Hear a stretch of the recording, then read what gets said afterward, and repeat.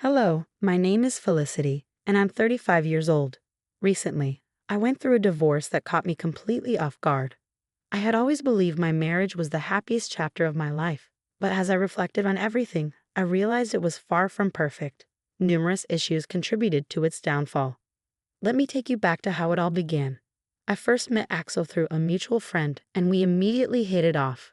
He was charming, good-looking, and had a magnetic personality. We dated for 3 years before deciding to get married. During that time, our relationship was mostly smooth sailing.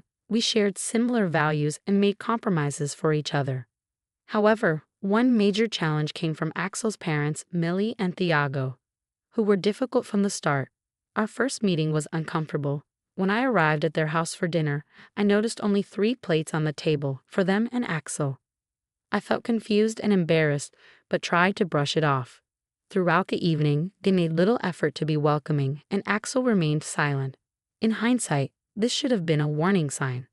Despite their ongoing rude behavior, Axel never defended me.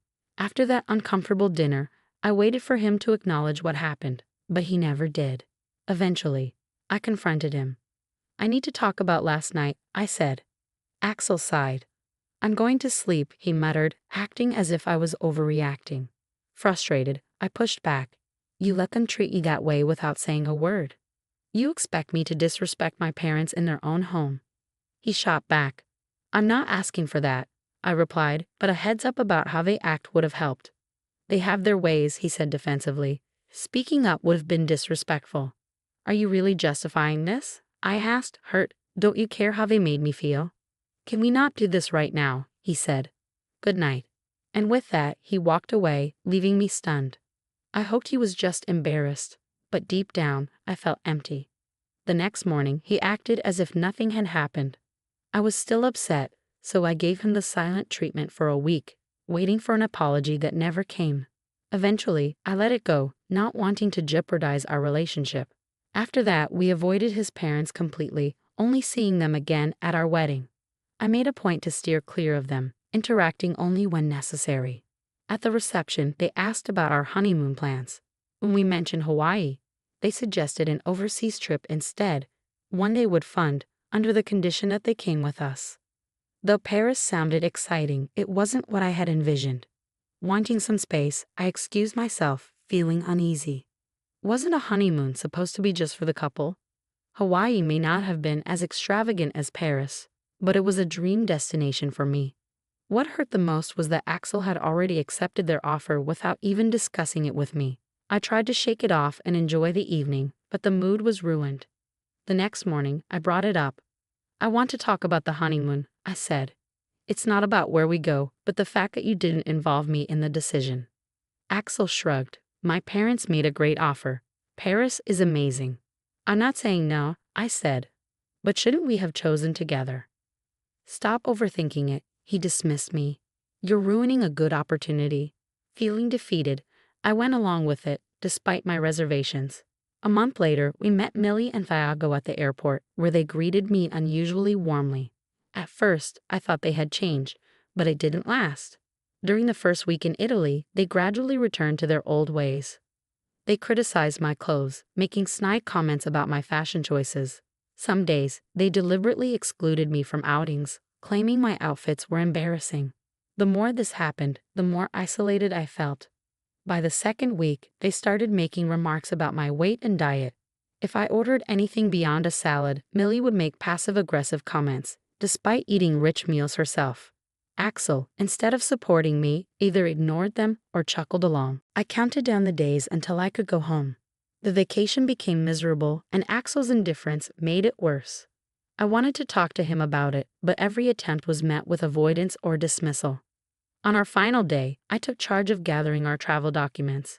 When I asked Axel for my plane ticket, he claimed he didn't have it.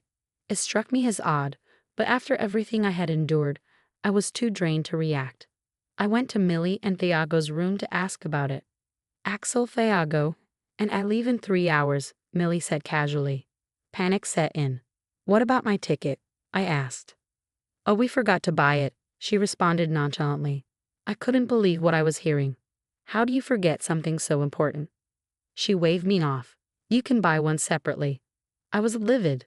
This was just another way to push me aside. Desperate, I turned to Axel. You need to step up. You can't keep letting them treat me like this. Millie interjected, figure it out yourself. I looked at Axel, hoping he'd finally stand by me. Instead, he hesitated before mumbling. They paid for the trip out of their retirement savings. I can't just abandon them. I felt my heart sink. As we walked away, I pleaded one last time. Please, Axel, don't leave me alone. He refused to meet my eyes. And at that moment, I realized I was completely on my own. I couldn't ignore the way Axel's parents had treated me. And what hurt even more was that he did nothing to stop it. Tears welled in my eyes as I watched him pack his bags, barely acknowledging my presence. He didn't apologize, didn't offer to cover my return ticket. He didn't even seem to care. I wanted to lash out, to make a scene, but I was already humiliated enough. When it was time for them to leave, Axel kept his head down, while Millie and Thiago waved goodbye, their smiles smug and insincere. Rage simmered inside me. I was stranded, alone in a foreign country, while my so-called husband walked away without a second thought. After enduring their cruelty and Axel's indifference for an entire month, I had reached my breaking point. That's when I knew I needed payback, and I knew exactly how to get it. I had always known Axel's financial stability stemmed from his parents, who had an outstanding mortgage when they retired. When Axel became financially secure, they transferred it to him. But once the debt became overwhelming, he conveniently passed it on to me. With my higher income and excellent credit, I was the one keeping the house afloat. I reached out to my best friend, Abby. Her husband, Max, was a property lawyer and I needed his expertise. Abby, I need your help, I admitted. I've been making the mortgage payments ever since Axel handed it over to me. It's time I take control. Max joined our call, his tone sharp and professional. Since the payments have been solely in your name, we can legally transfer the house to you. The realization hit me hard. For months, I had let Axel off the hook. Initially, I accepted that he needed a financial break, but after 7 months of zero contributions, I confronted him. Axel, you haven't paid a single cent. What's your excuse? I demanded. He scoffed. Are you jealous of my lifestyle? You knew I needed time to relax. That was the moment I saw Axel for who he truly was. Looking back, I should have questioned why I had taken on his financial burden so easily. Max was blunt. I can't believe you didn't see through him sooner. I was in love, I admitted, my voice barely above a whisper. I thought he could do no wrong. Well, now you know, Max said firmly, and you need to act fast. He's been using you to pay off his family home. It's time to take back what's yours. How do I do that? I asked. It's simple, Max assured me. Since you've been solely responsible for the payments, we can remove his name from the house. I'll handle the legal side, including an eviction notice. With their support, I felt empowered. I refused to be taken advantage of any longer. Knowing Axel and his parents had a 35-hour layover in Turkey, I timed my plan perfectly. They were staying in an airport hotel in Istanbul, where I had once been excited to join them. Now, it was just another reminder of how insignificant I was to them. I would make sure they returned to a reality they never saw coming. I quickly booked a flight home, managing to get a seat within hours. During the journey, I couldn't stop crying. Even after everything, the pain of Axel's betrayal cut deep. But what hurt the most was that he never once called to check on me.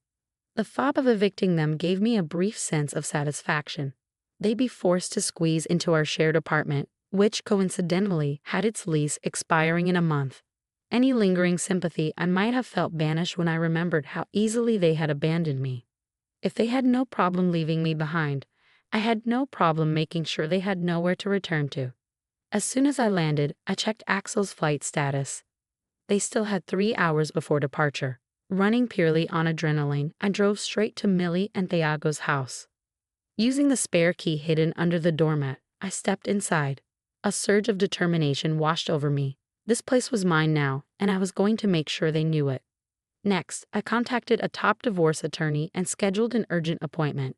Abby and Max arrived soon after, supporting me as I finalized the paperwork. With every document I signed, removing Axel from the property, filing the eviction notice, and initiating the divorce, I felt myself reclaiming control. You're doing the right thing, Abby reassured me. We've got your back, Max added. Their support brought the emotions I had been suppressing to the surface. Being back in this house, filled with memories of Axel, was overwhelming. But this time, I wasn't alone. After they left, I checked Axel's flight again. They have 4 more hours until landing. I needed to be ready. I took a short nap, then freshened up before heading to the lawyer's office to collect the divorce papers. An hour before their arrival, I returned home, my heart pounding with anticipation.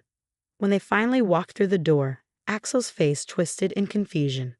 "What are you doing here?" he asked, his voice wary. I stood firm.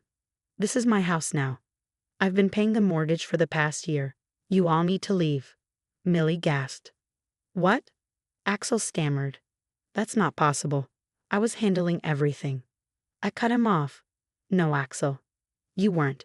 You put my name on it, stopped contributing, and expected me to keep paying while you lived comfortably. Well, that ends now." His parents looked to him for an explanation, but he was speechless. "You can't do this," Thiago snapped. "Of what I can," I replied coolly, "and if you don't leave, I'll call the police." Just before Axel could plead, I handed him the divorce papers. "You'll be hearing from my lawyer," I set my tone icy. I refused to stay with someone who used me and abandoned me when I needed them most. Axel's confidence crumbled. "Please, don't do this. I made mistakes, but we can fix this." I shook my head. "No, Axel. It's too late." Watching them leave, defeated and in shock, was the closure I needed. Healing from this betrayal wouldn't be easy, but I had reclaimed my life on my terms. And that, to me, was the sweetest revenge. Over the next few months, Axel tried to fight the divorce, but he quickly backed down when he realized the legal fees would drain his dwindling funds. Last I heard, they were staying with relatives, struggling to get back on their feet. Millie and Thiago were forced out of retirement to afford a place of their own. Did I feel bad? Maybe for a second. But then I remembered, if they had no remorse for what they did to me, why should I? And with that, I moved on, happier and freer than I had ever been. Thanks for watching. See you in the next video. Stay tuned.